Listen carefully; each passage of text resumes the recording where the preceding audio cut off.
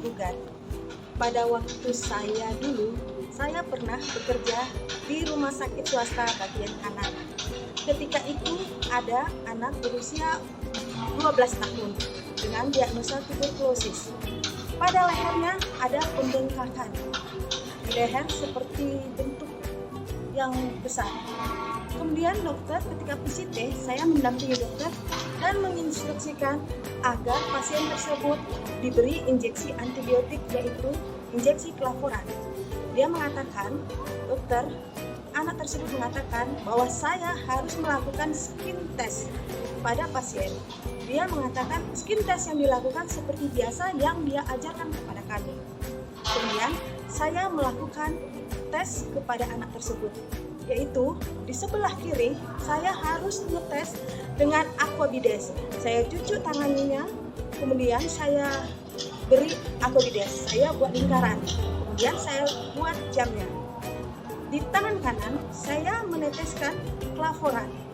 Saya cucuk pada tangan anak tersebut, kemudian saya buat lingkaran dan saya buat jamnya.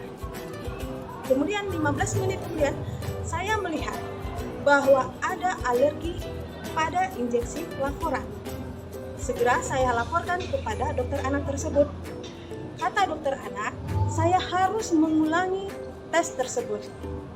Saya injeksi kembali aquabides. Saya teteskan aquabides, kemudian saya cucuk secara perlahan, saya buat lingkaran dan saya buat waktu saya memberi tes.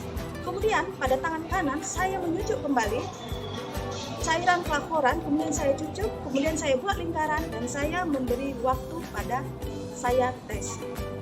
Setelah 15 menit sampai 30 menit, saya melihat bahwa tes injeksi Clavoran tersebut ada peradangan atau alergi.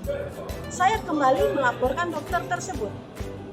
Kata dokter bahwa tes yang saya lakukan itu pasti salah. Kemudian dia mengatakan untuk melakukan tes yang ketiga kali. Saya lakukan tes ketiga seperti yang pertama dan kedua. Setelah saya menunggu sampai setengah jam, saya kembali melaporkan kepada dokter anak tersebut bahwa ada alergi kepada tangan yang kanan. Kemudian dokter tersebut mengatakan tidak perlu lagi dites dan tidak diberi lagi injeksi tersebut. Pada saat itu saya dinas sore. Nah, pada saat teman saya dinas malam, saya melakukan operan.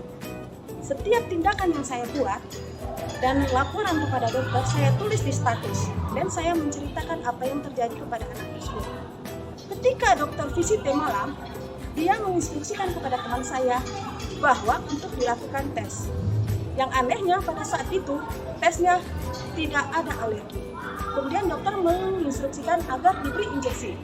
Ternyata setelah beberapa detik kemudian nampaklah gejala-gejala alergi yang mengakibatkan seluruh tubuh anak itu bengkak dan kejang.